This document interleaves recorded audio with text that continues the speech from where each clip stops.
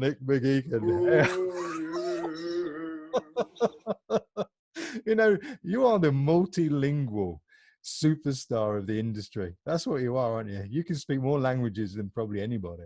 I developed a passion for languages at a very early age, and my work moving on through my teenage years and whatever, I just became obsessed, absolutely obsessed. I studied French, Latin, and German.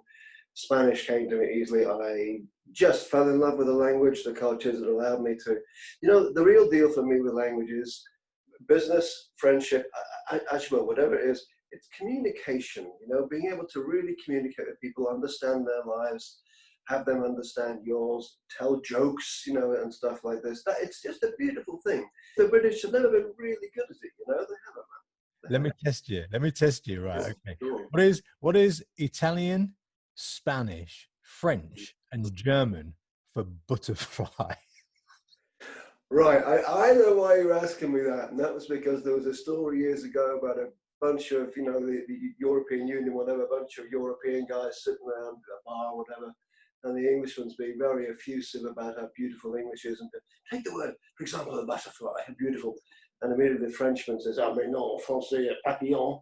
And the Italian says, "Ecco, italiano, farfalla." And the Portuguese guy, Portuguese, borboleta. And the Spanish guy saying, "Español, mariposa." The Dutch guy, Nederlands spreek vlinder. And the German guy's looking very serious. And eventually he says, "So, have you a problem with Schmetterling?" Beautiful, isn't it? Beautiful. Schmetterling, yeah. Rolls off the tongue. The Schmetterling. I'll tell you what, we have to apologise straight away to anybody that's German watching, but it is funny. Well, yeah, okay. Sorry. Oh yes, well, I didn't expect any different. This is going to go well, isn't it, mate? I can see this. Yeah. What, so we're 3 minutes in and we're piddling ourselves already. You know, I can't remember where we first met. The person would have been our mutual friend Andy Bishop. And I've been kind of trying to work this one out as well. Something is saying to me that it was at the Rose and Crown in Rimini, and I've been talking with Andy about maybe changing UK distribution. Well, why don't you talk to Steve Watts? Well, why not? And I guess being the kind of outgoing, gregarious pissheads that you and I are, not BizzHeadz, we got on.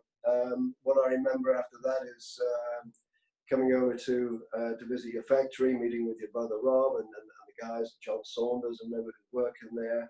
We actually, for a short period of time, became the official Numark distributor, didn't we? Yeah.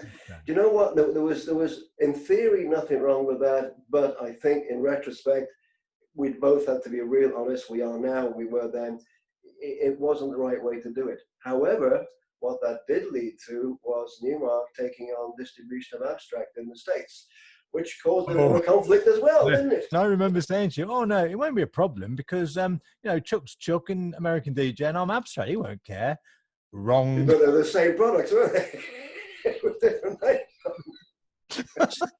Do you think the Chinese learned from you? Yeah, I think so. I think I was the master. I was the beginning of the conflict of OEM products. Yeah. Interesting times. But bringing back a brand that had lost its way and right, okay. Long story short, Numark had been around for years. I was familiar with the brand through a friend of mine called Steve Schiffman. I think you knew Steve as well.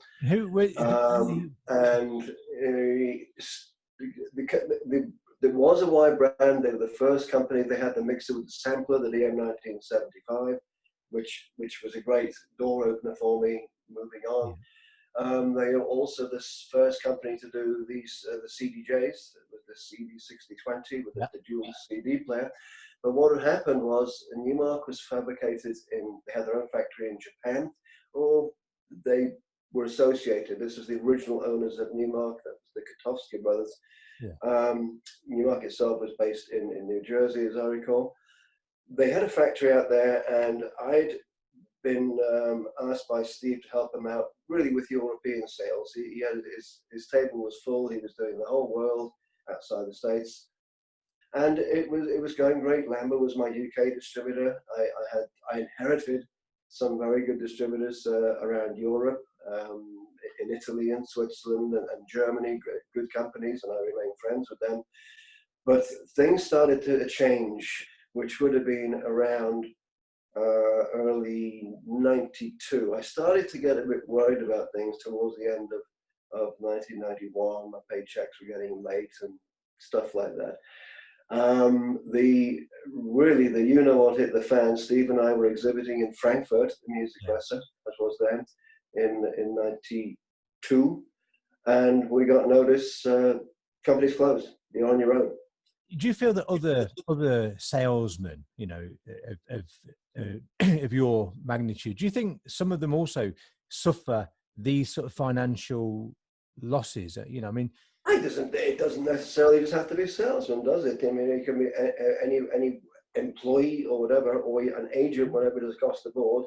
If the company that you are dependent upon for supplying the product that you sell, that you service, that you market, that you make, or whatever it is, goes into financial disarray, everybody's vulnerable. Of course they are. Yeah, I mean, you know, like you're one of those super salesmen. Like, you know, I know you're not just a salesman, but I like to think of you as being a super salesman.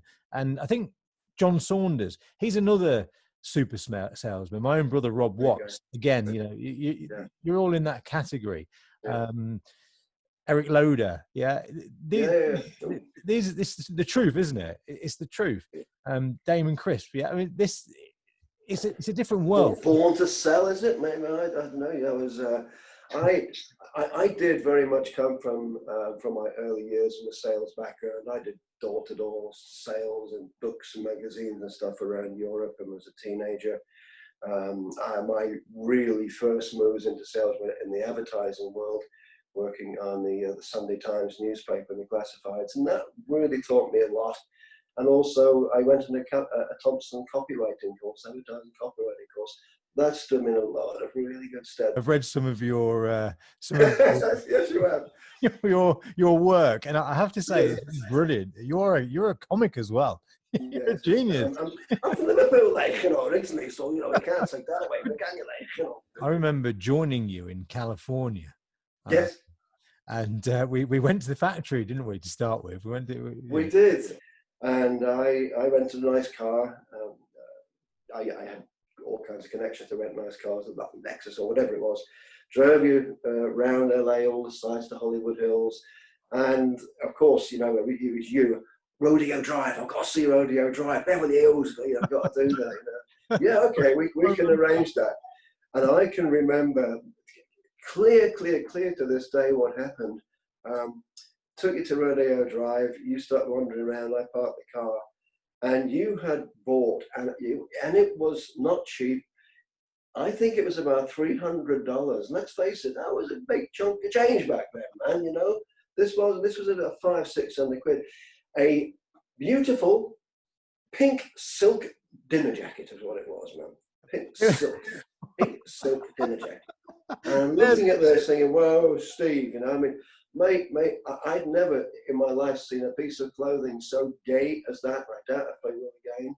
In Kevin Hopcroft's podcast, he said to me the only thing he was left with when he sold his nightclub or it went bust was his pink jacket. You all like pink gay jackets, so I get it now. Yeah. Clearly. Hanson had one too. Did he? I don't know. All you lighting guys seem to like him.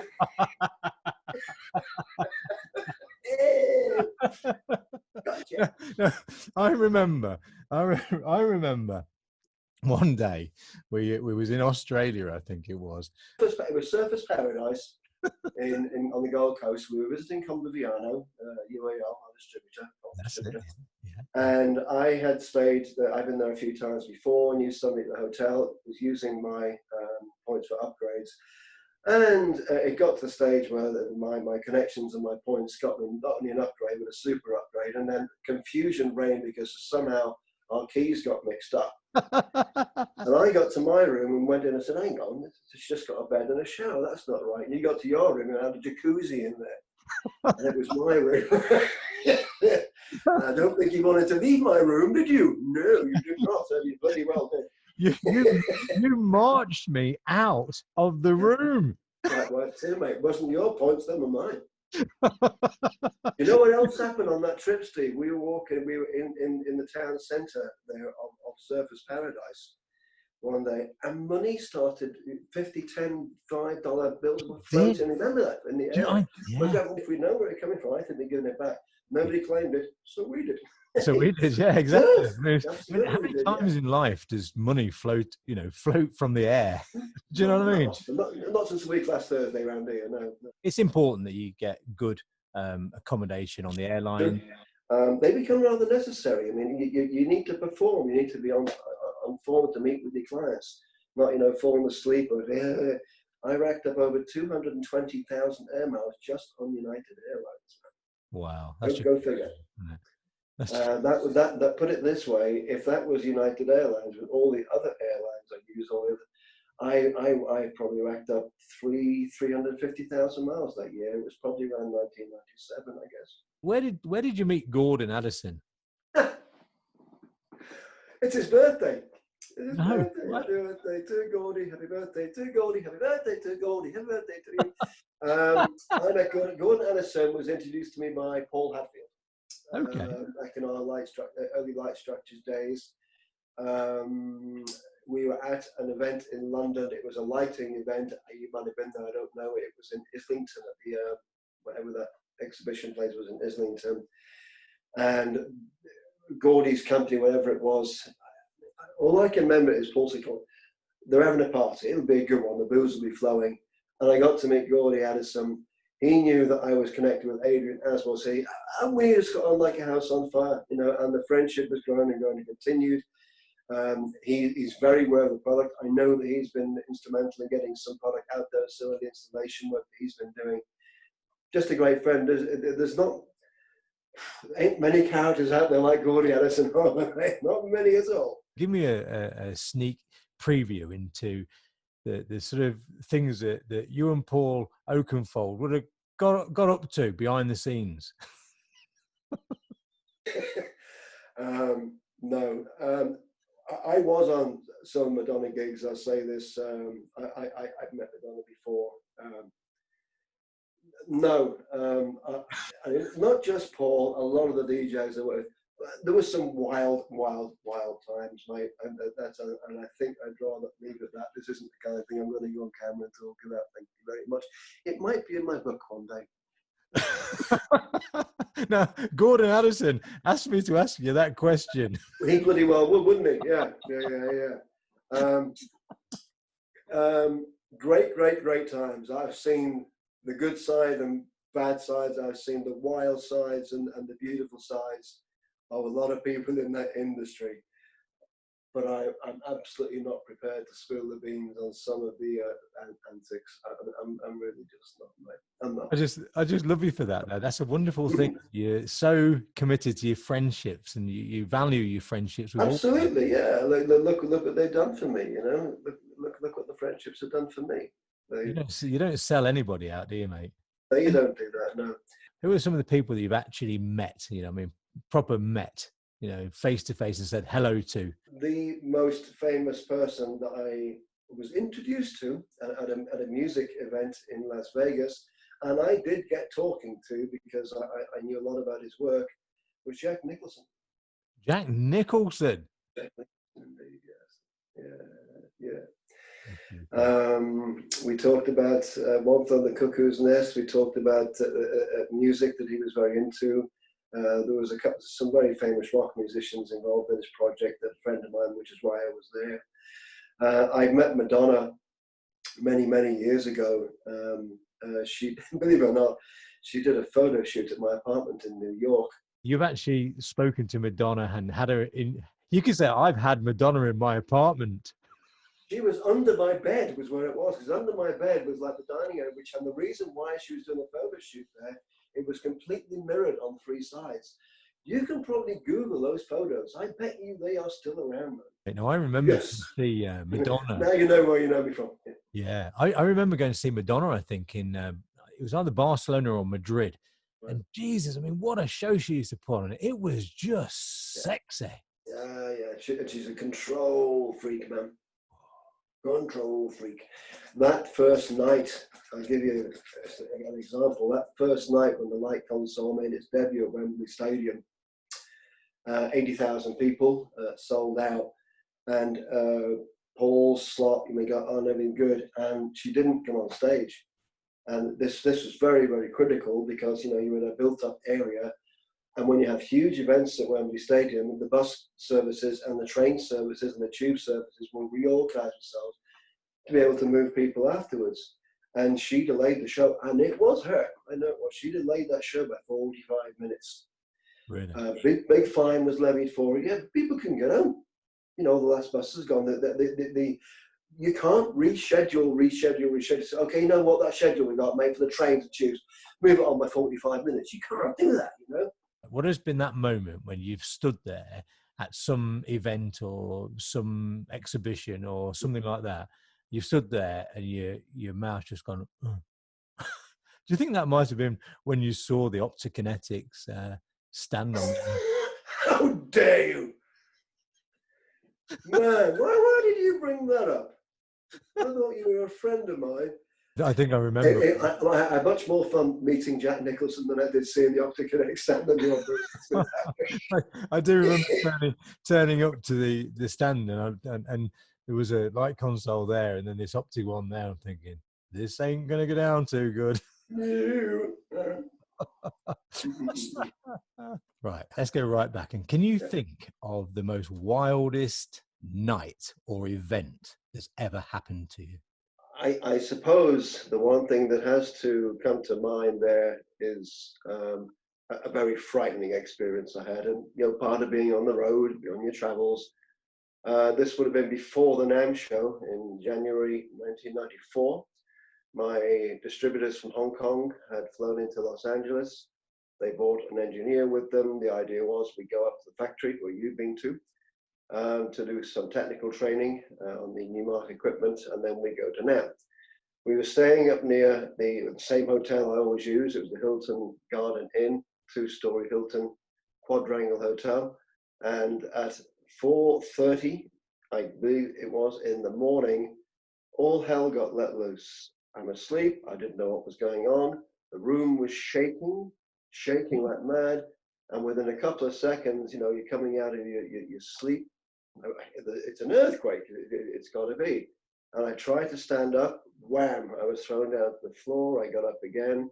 A drawer came across the room and hit me on the side of the head. The TV smashed. This was a 6.9 earthquake, and where we were was about 2 miles away from the epicenter. It was absolute devastation. We managed to get out of left all our belongings, scrambled out of our rooms. Did you all find it? I guess we must have been in the same part of the hotel. Everyone assembled outside. And to give you an idea, the car I'd rented, we talked about this before, I'd rented a Cadillac in Preston, you know, and all that, with my upgrade points and whatever. And think about this, Cadillac's a big car. I do hope that wasn't a pink Cadillac. No, it wasn't a pink Cadillac. Well, there is a good song. Pink Cadillac, yeah.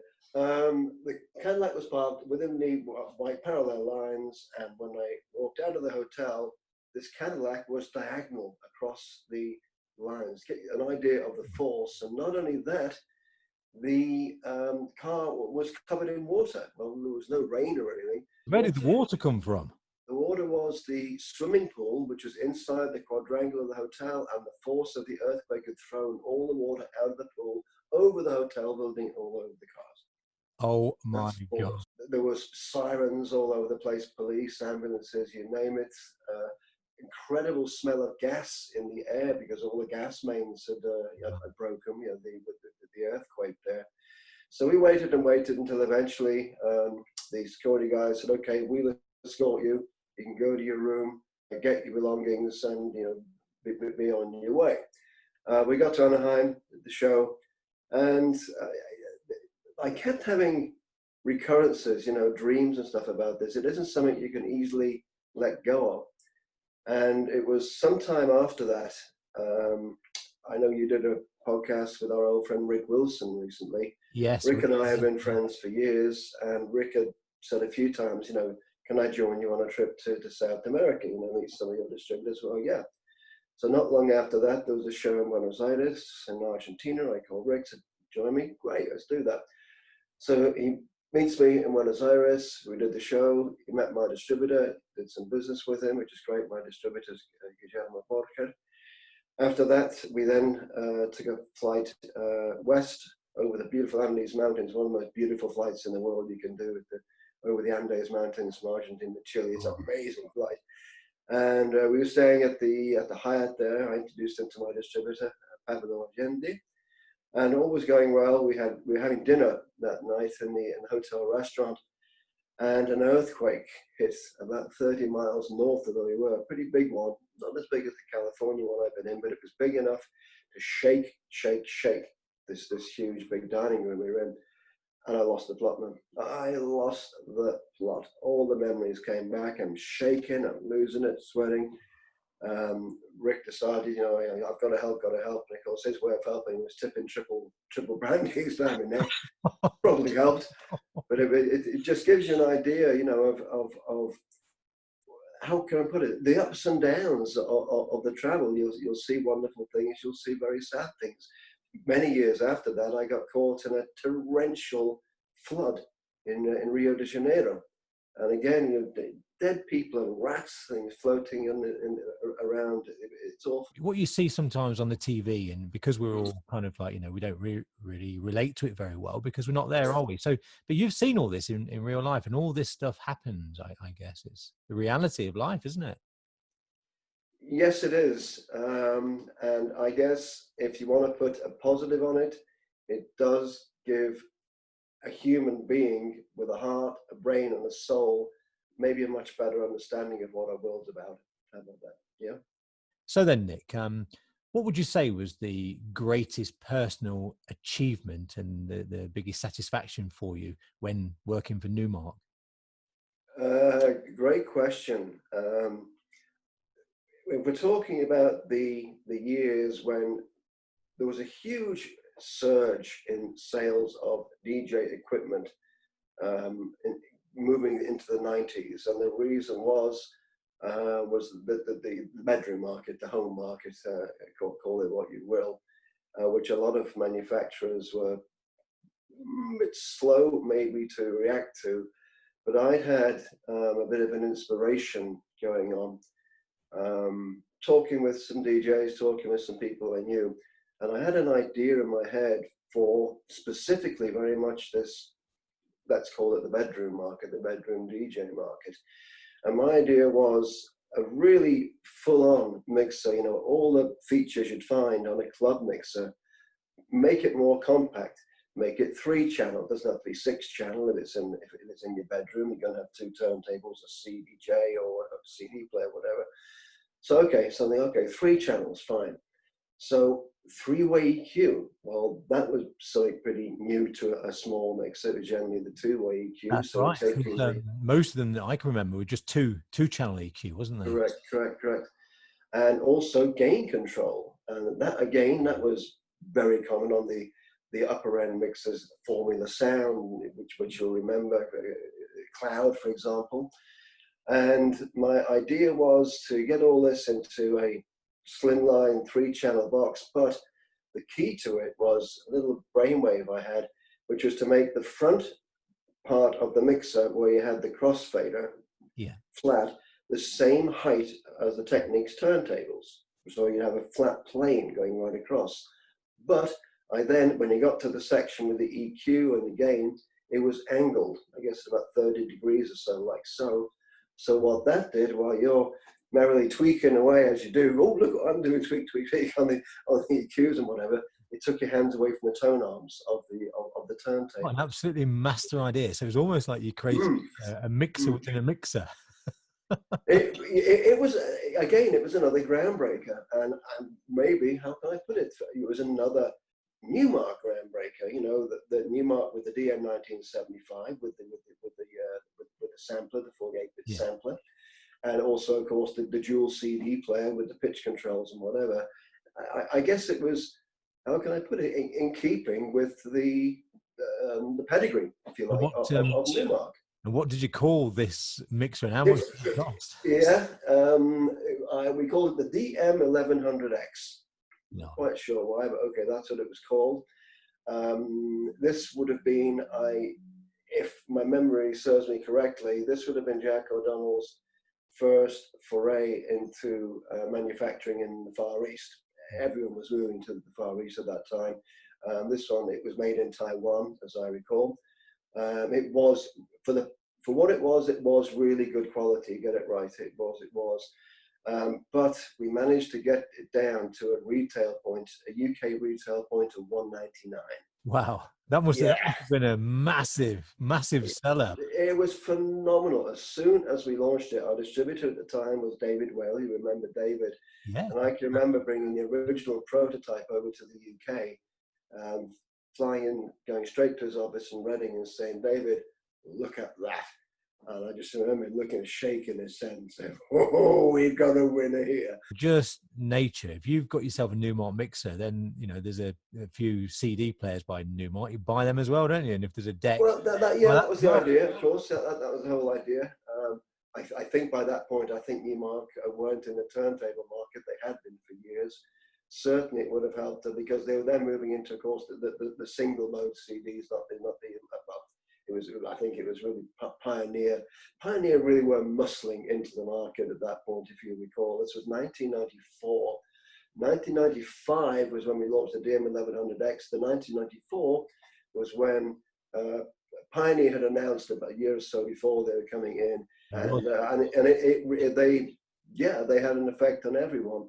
With the DM1100X, the first Sosai copy look-alike that appeared, it was months and months later. You couldn't just say, "Oh, there it is, I'll copy that overnight." You had to do a bit of research. It was Gemini, of course, who came up with the first look-alike, and it wasn't too long after before every brand under the sun had something similar.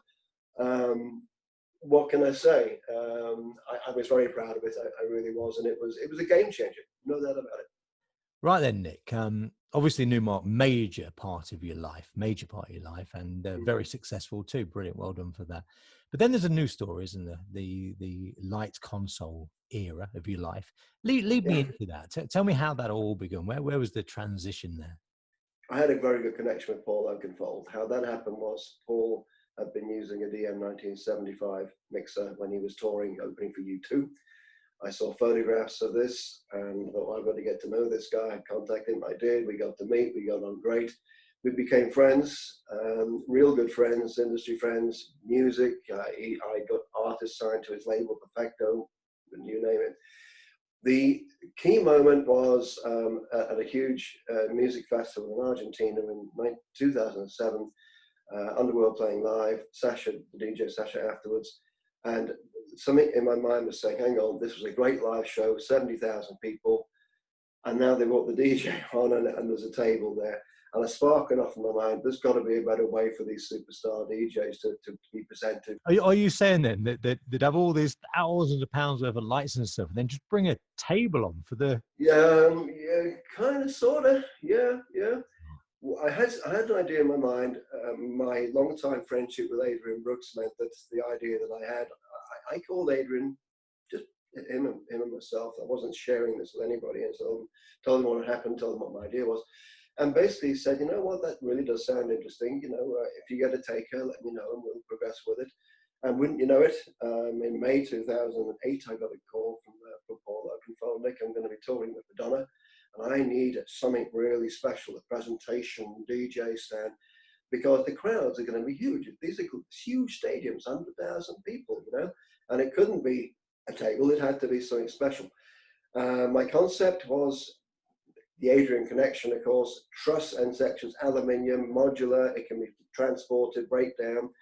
I bought Scott Callison on the lighting side. I bought Ian Jordan in from Pioneer DJ on the DJ equipment side, which caused a bit of a conflict because I was doing some work for Alan Heath, the Zone at the time, but we had to deal with that. And spoke with Adrian, exchanged a lot of ideas with Paul. We're finally getting to the point where, okay, truss end sections, 50-inch plasmas, they can marry up with what the videos around the stadium. And inside it would be kind of like a club setup, a flat surface, an angled surface, a plenty of room, this is about 3 meters wide, this thing. The one telling moment though was on my original ideas, and the idea was to cover all the cables. I always thought that was untidy. So above the plasmas, there was an aluminium panel. And I remember Paul saying to me, well, on that panel, can't it say Paul Oakenfold? And my reaction was, well, why would you want to have Paul Oakenfold? You're Paul Oakenfold. No, Nick, people are paying good money to see Madonna, not to see Paul Oakenfold. And I want them to remember my name. Clever. Brilliant. We had an idea, right? This received huge attention from the press. It was a plaza. As soon as it went out on the tour, it was at Wembley and all over the world. Photographs, Madonna dancing around it. And I guess what happened was I knew then we had a branding vehicle with Paul Oakenfold, the laser profile, the aluminium. Yeah. We had a brilliant product. It wasn't in that format going to be a marketable product. It was a one-off. That's what it was. But what happened from there was we were able to pin it down to a more simple way to recreate the same concept, truss end sections, plasmas if you wanted it, but it was modular. We called it the Mark II with the aluminium faceplate for laser profiling. The first big brand that came along was Monster Energy, but really quickly, those consoles, you'd see them in Cream in Liverpool, Creamfields events, Global Gathering, Glastonbury. I mean, they were just all over the place. In all honesty, then, not only did you pretty much invent the first bedroom mixer for Numark, you also invented the first proper.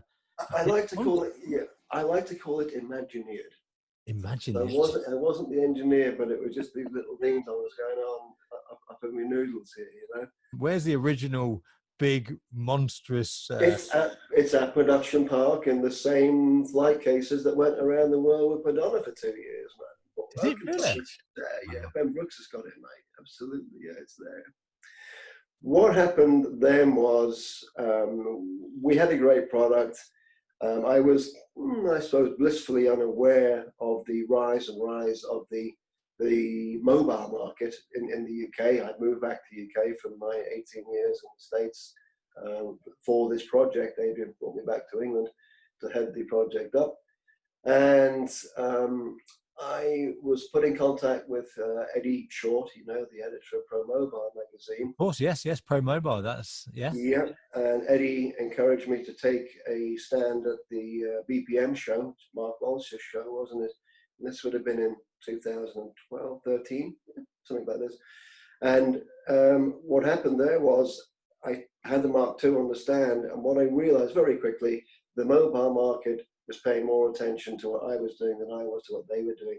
The mobile market had changed drastically because of the change in the laws regarding where weddings can be held. Yeah. It wasn't always churches and registry office. It was beautiful hotels and castles. So the mobile DJ guys were upping there. Yeah, you had the perfect products and the lighting for that market. What am I telling you for? Yeah, I mean, they upped their game, didn't they? And then, of course, they didn't want a trestle table or a trestle table either, did they? They wanted something pro. Yeah. But what came out of that was the idea that, well, can it fold? And I went back to the factory in Wakefield. I had a very good ally there, a guy called Tony Hooper, he was the quality control inspector at Light Structures. Yeah. He'd taken me under his wing, great guy, loved him. And I just quietly put it to Tony, I've got this idea, will it fold? And I remember him, and he started doing some sketches and drawings on his bench there. And he said, okay, here's what you do. Find some articulating hinges, 180-degree hinges. Yeah. Where do I find those? He said, Chandler's merchant, because these will be the hinges that we use on sails on yachts. Thick, yeah. I found these, they were locking hinges. They weren't exactly what it had the 180 degrees, that we knew, but they were locking, they couldn't be locking because if they were locking, it would be very hard to open the console, but hard to break it down again. But months and months and months of really good thinking, great cooperation from Adrain and from Lee Brooks, great cooperation from the CAD guys, engineers of the factory. So basically, that was the world's first foldable console, wasn't it? Ever? DJ presentation stand, absolutely. Yeah, it had to have been. It had to have been, yeah. I'm trying to, whenever you think folding tables, you think about, decorating tables and stuff like that. So it wasn't like, it was a reinvention of the wheel, the folding. It was the concept that we could make a beautiful looking DJ presentation platform that was very practical, great size, but very quick to put together and very compact to travel with. That's what we did.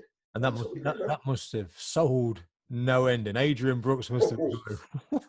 It was a winner. It was a winner. As soon as we introduced it, it was introduced at the Music Master in Frankfurt, at Pro Light and Sound. 2014, I guess that would have been. And this was at the time, of course, when Adrian had merged Light Structures with Pro Light, and that just dropped me into global distribution as well. So I mean, just everything just sort of came together like this. You know, it was a beautiful thing, man. Beautiful. See, right at the beginning of this podcast, I said I'd like to call you a salesman because, you know, it just sounds where I want to be right now. But the reality is, you're a businessman because, you know, you've been part of LiteConsole. And not only that is you're an innovator. You know, you've innovated some great products there because you've listened to the market, and as a mover and shaker, you've made it happen, haven't you? You just gone into Brooks's factory, turned the place upside down, and walked out with a. You know what? I think a few people did think I was turning that factory upside down once or twice as well, mate. I think so. You know what? You just hit the nail on the head right there. You know, it was in innovation, listening to the market, watching the market, realizing what the market was looking for, or indeed having a product, a great product, and realizing what you could do to adapt to that product to what the market was really asking for. And I can say that you can tell the same story really about the DM1100X at Numark, and which got into the bedroom market, and also with the XPRS console, which came from where it did and exploded into the mobile market. It really was market interaction, shall we call it that? Yeah. At some point, then, your relationship with Adrain and Lee has been a fantastic and magnificent one, hasn't it? But at some point, they decided, whether it was a joint decision or whether it came from one side or not, but it was time to sell the LiteConsole brand. After whatever happened, it's not for me to comment. The fallout, let's call it that, from between Pro Light and Light Structures. A lot of people at Pro Light really wanted Pro Light to retain LiteConsole. They loved it. It was being made at the factory in Romania.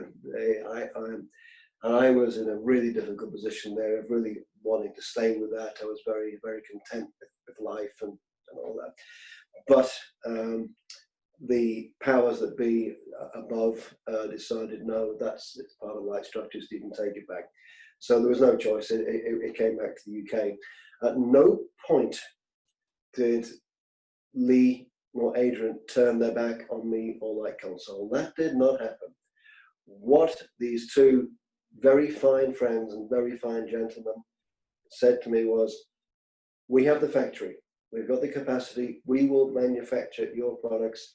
You need to find somebody to run the business side. I know you don't want to mention names. I mean, I understand. But I guess you can mention, you know, the company that you was in business with, surely. I'd rather not. I'd rather not. I'd really, really rather not. What I also had was a very, very, very strong friendship with a guy called Lukas Neubauer. And the reason for that friendship was when I worked for Allen & Heath back in the early 2000s. Lukas worked for their German distributor. I'd gone to Germany to do some Irish relations work on Zone's behalf. And I met Lukas. So, well, we hit it off. We became friends. That friendship continued and continued. He really wanted to be the distributor in Germany, sole distributor in Germany for LiteConsole, because he founded a company called Pro Audio Technical, known as PAT. I lived in Germany for many years, and one thing with German business people, they're very different to English business people by a million miles. You know, they don't necessarily always see the funny side. In a way, maybe so, but no. They're very, very organized, and the Germans, as a race, are organized. Their government's organized. We're not going to get too much into this, but COVID-19 in Germany, and look at here. Yeah. Okay, here we go. Lukas, great friendship. He loved the product. I believe he owned LiteConsole because he was a DJ and he bought one for use at his own events that he ran. But he wanted sole distribution, and this was going back to ProLite days, and they wouldn't have that. So when I realized that, this was possibly the last lifeline I was going to get, that Lee and Adrain were going to stand behind me. They made sure I didn't go broke. They paid me. They kept me alive for a few months when I was really not working. They were very good to me. And I said, look, I'm going to approach Lucas Neubauer. I explained the situation. I'd been talking with some of the guys in Netherlands, ex-ProLite guys, who had told me that somebody that I'd worked with in ProLite days, a guy called Bas Naninga, great guy, had opened his own welding factory up there near Groningen in North Netherlands. So he might be a potential fabricator. And this was all coming together. So I contacted Lucas and said, we've known each other for years. I know you like the brand. Lucas is a genuine guy, proper business. Absolutely. He's not liking what you're. No. But he was also, I have to say this, Lucas, rightly so, is very, very, very picky and choosy about what lines he will distribute and be associated with. And it's his company. He can make those decisions. He has a business partner, another great guy, Matthias Siegenberg. Lucas is possibly more from the DJ side, and Matthias is on the pro audio side. Yeah, that's his background, and that marries very, very well. And they built up a very, very successful company. Make no doubt about it. Do you think that Lucas may be a great distributor for Abstract? I think you and he might have met. You talked, didn't you? We'll have to revisit that, won't we? He's not, that he does have some lighting products within the product range that he does. We can revisit that. Okay, Lucas, if you're watching this, mate, Steve wants to give you a call. Yeah, all right. If you're watching, hello, Lucas. Okay, here we go. Here we go. I spoke to Lee and said, Lucas is interested. Right, it was right before Frankfurt. So right, I'm going to back out of Frankfurt. I set up a meeting at the Frankfurt Music Messe 2018. Lucas met up with Matthias. Lucas and Matthias met up with Lee Brooks. I guess Adrain maybe too. And they thrashed out a deal. Wow. And then I was informed, okay, that's what we're going to do. I then said to Lucas, okay, let's get Lee out to the Netherlands because I'm going to need some help from the light structure side. If we're going to get all of the jigs, all of the fabrication exported from Wakefield to Groningen to Bas Naninga's factory, we're going to need some help there. And yet again, I couldn't have asked for more. They sent two guys out straight away to help us set up all the paperwork. A guy to help them set up all the jigs. Lee came out with me to meet up with Bas and Lucas to get the ball rolling. We had a wonderful night out. Got absolutely, it was King's Night in Netherlands. My word, we got drunk that night, man. I remember that. Oof, baby, did we ever.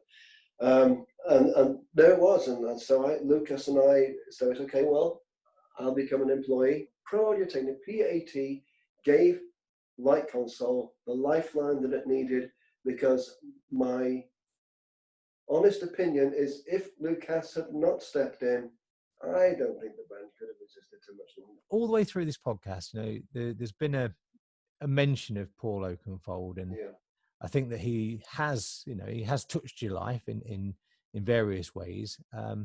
And I just love to finish the podcast off. I'd just love to hear a really endearing story. I guess if I'm hearing you right, it's like, come on, Nick, what's it like having a mate in a position like Paul Oakenfold? I guess that's what you're saying. The easy answer is that I've been very privileged for many years to have Paul on my side. I mentioned before. We will happen at Numark, which is what got our friendship started, and then obviously that led on to what happened with LiteConsole and with Donators. But of course, there was an interim time there where there was just so much interaction between us on both a friendly and a business level. Even going to Stamford Bridge to watch his beloved Chelsea, you know, you better believe it, getting great seats, you know, that was really good fun. And the nights that we had out, and I know Scott Callis will be watching this, the nights we had at Cream in Liverpool, they were unforgettable, man. Oki was just a legend. He was the hero up there, you know. On the music side, interesting story. Again, perhaps it will give an idea of the depth of the trust and the relationship we had. Paul really was breaking big in the States. I believe it's true that his CD called Transport was and still is the biggest selling, you know, dance mix CD globally in the world. I believe that's still true. I can't think of anything else that could have surpassed that. He was, we all know him as the legendary superstar DJ, but do you remember he was probably the first DJ to create a movie soundtrack? That's right. That was, yes, it was. Yeah. Swordfish. It was 2001. Who was in that? It was John Travolta, Halle Berry, Hugh Jackman. I mean, that's quite a lineup. Paul did the soundtrack on that. I happen to know that a few months ago, before of course all the COVID-19 business started, he was invited to Buckingham Palace. I know that to be true. Maybe, I don't know, maybe he'd done an uplifting trance remix of God Save the Queen, maybe. get a match going a bit, you know, give it all that. A wonderful, wonderful story. The prelude to it is Paul was getting very, very big. He was touring a lot in the States. And I'd noticed in the press and some other comments on forums that I was aware of, there was a little bit of dissension to the fact that he was touring all the time. He really was, he commanded, rightly so, really, really high fees for his appearances, and that's business for you. But he was always bringing over other British DJs, friends of his, whatever, to be his opening act, shall we say, at the tours he was doing. And I noticed that there was a little bit of, you know, he's getting so much out of the States, he should be giving something back. That was the kind of message I was receiving. And I was thinking about this, and I was talking to him one day, and I said, you know, are you aware of this, Paul? And he said, you know, I kind of sense in that, yeah. He said, well, what do I do? I said, well, my opinion is if you are touring in the States and you want to show a bit more support for the audiences here, the music, talent and whatever, maybe you should have an up-and-coming US, the American DJ on the tours with you. And he really liked that idea right from the get-go. He loved that idea. He said, great, like that. Anybody you can think of. I said, well, okay, let me think about this. And there actually was somebody I had in mind. I'd met a DJ, artist, performer from Austin in Texas called Diffuse, Dustin. We became very good friends. I'd be managing him. And not only did I get an opening slot on Paul's tours in the States for Diffuse, which was a great platform for him, I got Diffuse signed to Paul's label, to Perfecto. Wow. A mix, yeah, but it was all working, mate. And obviously this really catapulted Diffuse's career and his CD sales and everything too. But on that music note, forgive the pun, and I suppose this will just be like the denouement, if you like, in French, shall we say, that the fade out of these great stories. And it is lovely. My guy Diffuse, I've been talking with Paul early one week. This would have been summer 2004. I can nail that down. I've been talking to Paul various things. Anytime he was going off to Ibiza to do a Radio 1 broadcast, live broadcast on the Friday night. They were huge. You must remember those broadcasts, mate. You know, they were, totally massive. I mean, they were the epitome almost of a DJ's career that time. Yeah, dance music was just everywhere. You could go to Tesco and see the ladies dancing around, you know, they'd be playing trance music in Tesco and stuff. What happened was on the Wednesday evening, Diffuse had been playing a gig in Detroit. I kind of remember that the opening DJ was a local Detroit DJ, artist performer called Kenneth Thomas, and he played a track. Diffuse had said to him, "What an amazing track! Who is that? I want it. I want it. Brilliant." And it turned out it was his own composition. And Kenneth Thomas knew that Diffuse Oakenfold connection. He got that. You think you might be able to get this to Paul Oakenfold? Well, yes, we can do that. Get me a WAV file, straight away WAV, full frequency file, and I'll get it to Nick. And okay, all that. I got a call on a Thursday morning from Diffuse. Nick, you won't believe this track I've got for you. I'm going to send you the file now. Do you think you can get it to Paul? I said, well, the timing could be great. I need to listen to it first. Let me hear it, okay? So he gets it, and it was absolutely superb. The track, you can still Google it. It's called Preen, P-R-E-E-N. The artist, Elevation, Elevation, and Kenneth Thomas. I'm sure you can Google it. Big trance. Oakenfold trance, it really was. And I thought, I've got to get this to Paul. I had mobile contact numbers for Paul, a UK number and a US number, but he'd gone to Ibiza. I'm trying to call them. Okay, I've got to get hold of them. Rather than just send an email out of the blue, what I did, I contacted his agency in New York, Jerry Gerard, great guy.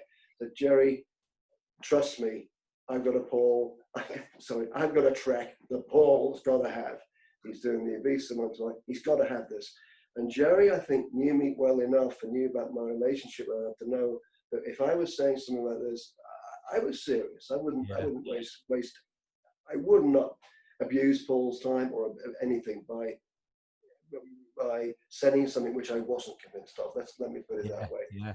Okay, so send me the file. I did that. 15 minutes later, Jerry calls me. Nick, you're absolutely right. This is brilliant. It's going to Paul right now.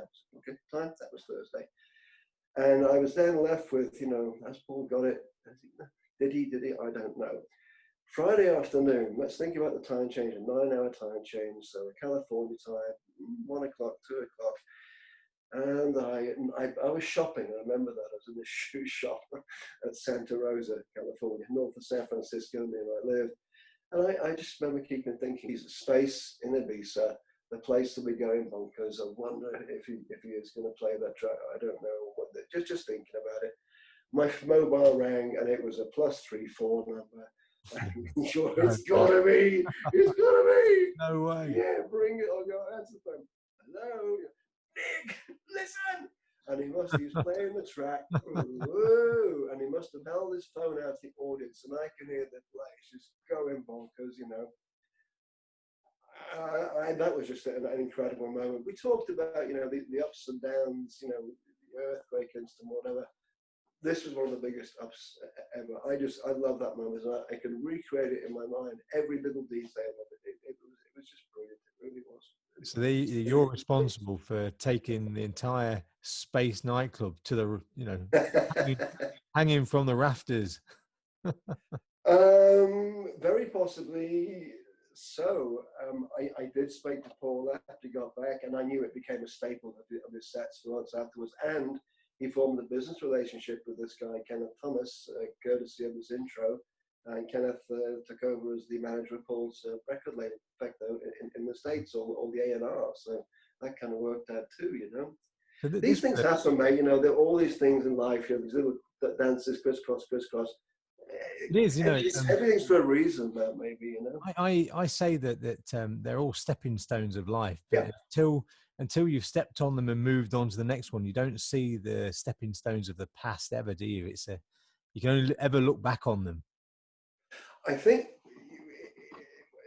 it's a mind space thing. It's a headspace thing. If you really do have time to be able to go back to do that, I think we all have our lives to lead. You're thinking about what's going to happen tomorrow. We got this situation to deal with. I got my family here, and once in a while, you do. It is nice to reflect on those really special moments.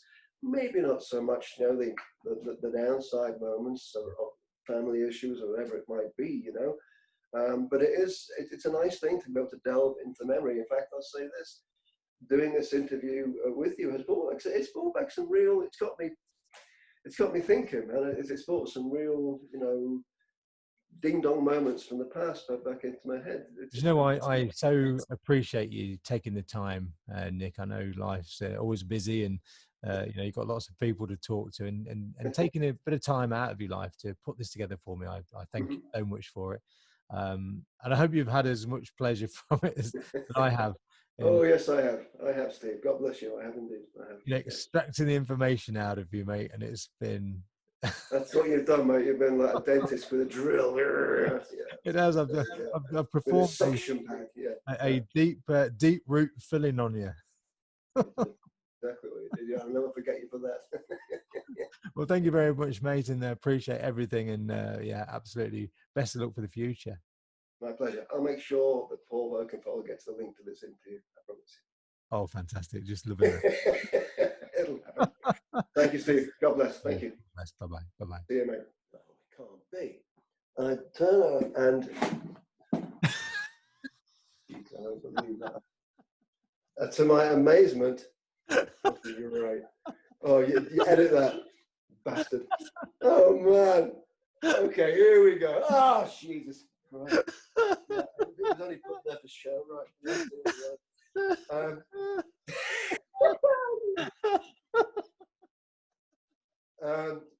It was two marvelous pro audio guys